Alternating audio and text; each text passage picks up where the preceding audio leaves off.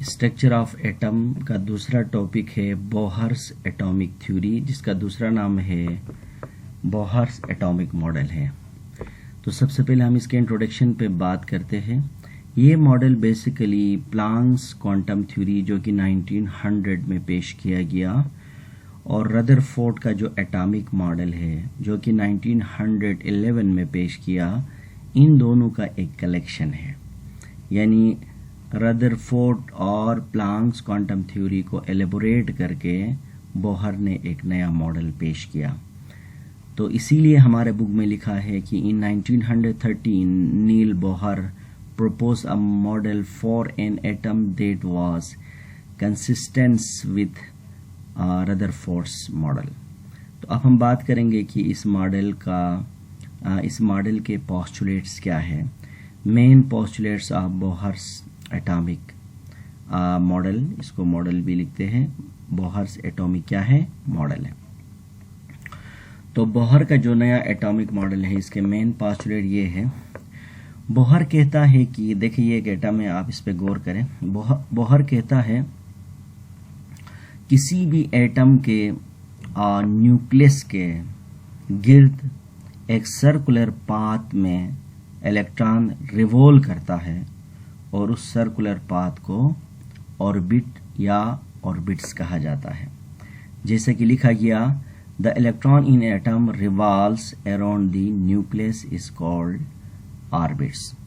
यानी जैसे कि देखिए ये एटम है, ये न्यूक्लियस है, ये N1 का मतलब है फर्स्ट ऑर्बिट है, N2 का मतलब है सेकंड, N3 N4। यानी हम इसको ये भी कह सकते हैं कि K शेल है और ये क्या है? L है, Mn है। और फिर कहता है इसी पॉइंट के अंदर ही कि हर ऑर्बिट का एक फिक्स एनर्जी होता है, यानी उसका एक फिक्स क्वांटम नंबर होता है। So each orbit is also called energy level. मिसाल के तौर पर अगर इलेक्ट्रॉन फर्स्ट ऑर्बिट में रिवॉल्व करता है तो ये N1 होगा। अब N1 का जो एनर्जी होगी वो E1 होगा। और इसी तरह से अगर इलेक्ट्रॉन सेकेंड ऑर्बिट में रिवॉल्व करता है तो इसका N2 होगा, इसका एनर्जी कुछ ज़्यादा होगी, और N2 होगा और इसका एनर्जी इससे ज़्यादा होगा, लेकिन ज़्यादा होने का मतलब ये कि वो फिक्स होगा। तो इसी पॉइंट में हमें दो बातें सीखना है। पहली बात ये सीखना है कि इलेक्ट्रॉन एटम के न्यूक्लियस के गिर्द एक सर्कुलर पाथ में मूव कर इसको ऑर्बिट कहते हैं, और हर ऑर्बिट का एक फिक्स क्या होता है? एनर्जी होता है, और हर ऑर्बिट को एनर्जी लेवल भी कहा जाता है। इसका मतलब ये है कि ऑर्बिट का दूसरा नाम क्या है? एनर्जी लेवल है, क्योंकि हर ऑर्बिट का एक अपना एनर्जी क्या होता है? फिक्स होता है। इसके बाद दूसरा पॉइंट में कहता है कि जो इलेक्ट्रॉन होता है, यानी इलेक्ट्रॉन जब जिस ऑर्बिट में होता है वो ऑर्बिट अपने न्यूक्लियस के से डिस्टेंस के हिसाब से, यानी इसकी एनर्जी उसके साथ क्या होती है? डायरेक्टली प्रोपोर्शनल होती है। मिसाल के तौर पर जैसे कि मैंने लिखा, the energy of the electron in an orbit is a proportional to its distance from the nucleus. यानी इलेक्ट्रॉन के अंदर जो एनर्जी है वो न्यूक्लियस से जितना फासले पर होगा उस फासले के साथ क्या होगा? डायरेक्टली प्रोपोर्शनल होगा। यानी सादा अल्फाज में हम इस तरह कह सकते हैं कि अगर इलेक्ट्रॉन N1 में है, डिस्टेंस करीब है, तो एनर्जी भी कम होगा। अगर इलेक्ट्रॉन सेकेंड ऑर्बिट में है, N2 में है, तो डिस्टेंस ज़्यादा है तो एनर्जी ज़्यादा होगा। यानी इलेक्ट्रॉन जितना न्यूक्लियस से दूर होता जाएगा इतना उसकी एनर्जी ज़्यादा होती जाएगी, और उस ऑर्बिट की भी एनर्जी ज़्यादा होगी और इलेक्ट्रॉन की भी एनर्जी क्या होगी? ज़्यादा होगी।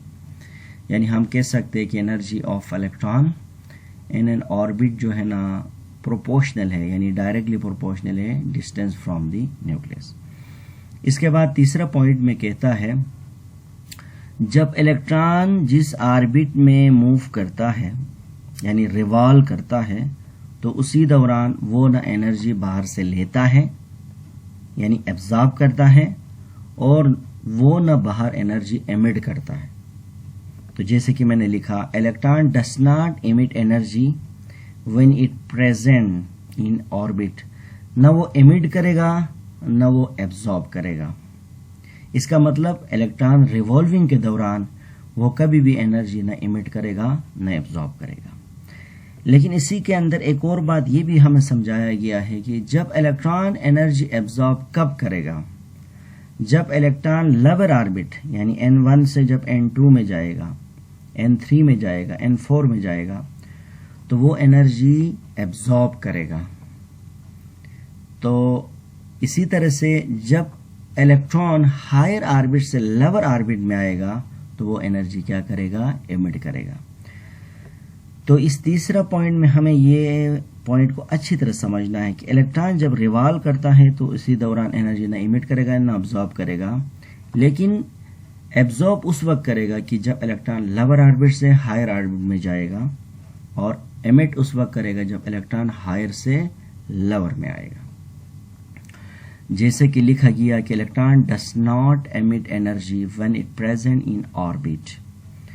Light is absorb, energy absorb करेगा when electron jumps to higher orbit, orbital energy, और एमिट कब करेगा, and emit when electron falls in the lower energy orbit. इसके बाद नेक्स्ट पॉइंट में कहता है बोहर कि इलेक्ट्रॉन हमेशा उन ऑर्बिटल में रिवॉल्व करेगा जिसका एंगुलर मोमेंटम हमेशा फिक्स होगा।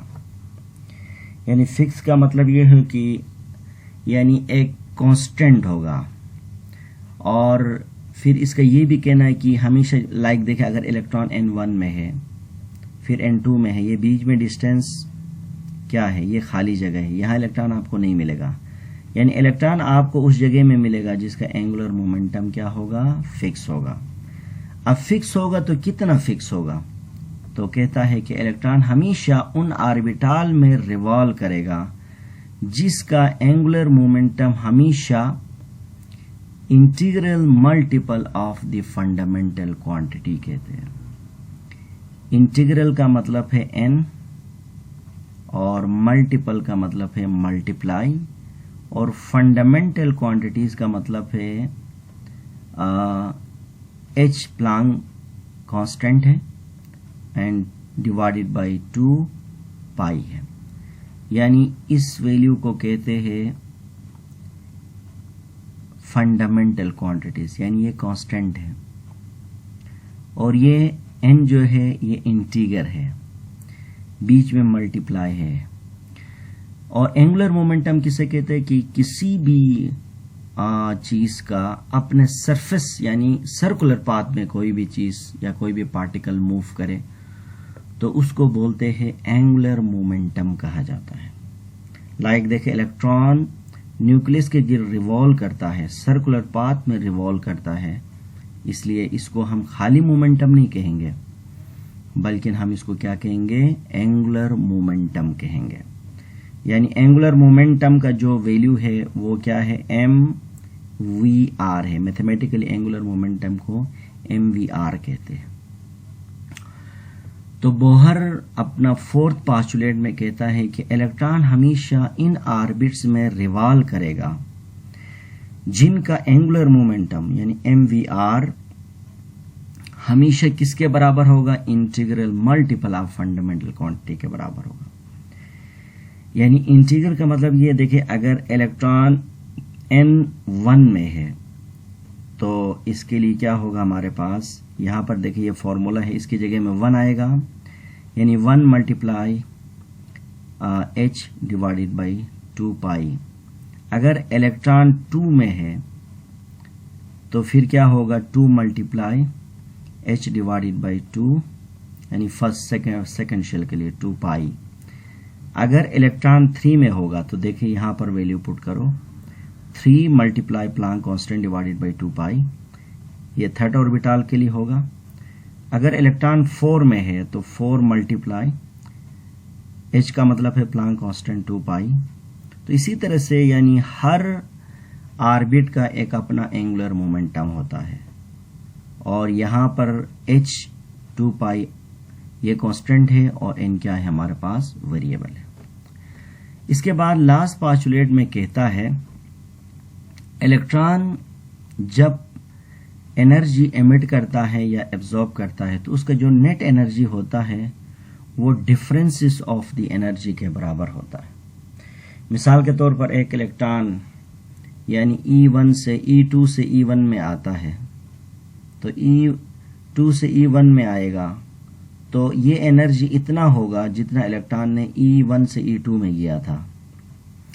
तो जैसे कि लिखा गया, the energy of light emit is exactly equal to the differences between the energy of the orbital. यानी इलेक्ट्रॉन इतना ही एनर्जी एमिट कर सकता है जितना उसने एनर्जी को एब्जॉर्ब किया है। लाइक अगर एक इलेक्ट्रॉन E1 से देखे E2 में चला गया है, फॉर एग्जांपल इसने कुछ एनर्जी फोटोन में एब्जॉर्ब किया, कुछ क्वांटा एनर्जी एब्जॉर्ब किया। अब इलेक्ट्रॉन वापस जब ऊपर से नीचे आएगा यानी हायर ऑर्बिट से दोबारा से ऑर्बिट, तो इतना ही एनर्जी एमिट करेगा जितना इसने लोअर ऑर्बिट से हायर ऑर्बिट में यानी एनर्जी को इसने एब्जॉर्ब किया था। तो ये है हमारा यानी बोहर एटॉमिक मॉडल का फिफ्थ पोस्टुलेट है। अच्छा, इसके बाद देखें कि दूसरा जो टॉपिक है आइसोटोप्स। देखिए आइसोटोप्स बेसिकली क्या है, ग्रीक वर्ड है। इसके अंदर दो ग्रीक वर्ड शामिल हैं। आइसोस का मतलब है सेम और टॉप का मतलब है यानी प्लेस, यानी ऐसी चीजें जो कि सेम प्लेस में रखा गया है। अच्छा, ये सेम प्लेस का मतलब क्या है देखें। नॉर्मली जब हम पीरियोडिक टेबल में देखते हैं, फॉर एग्जांपल अगर हम हाइड्रोजन की बात करते हैं तो हाइड्रोजन तो हमें पता है H इसका फॉर्मूला है और हाइड्रोजन का सिंबल H है, और हाइड्रोजन को पीरियोडिक टेबल में ग्रुप नंबर 1 में ही रखा है। इसी तरह से दूसरे तीसरे एलिमेंट अपने अपने ग्रुप में रखा है। लेकिन नॉर्मली यानी जो ऑब्जर्वेशन में ये बात आई है कि एक एटम के अंदर हमें पता है कि एक जो एलिमेंट होता है उसके अंदर हम सब जानते हैं कि एटम हमेशा सेम होते हैं। एटम हमेशा एक एलिमेंट के अंदर सेम होते हैं।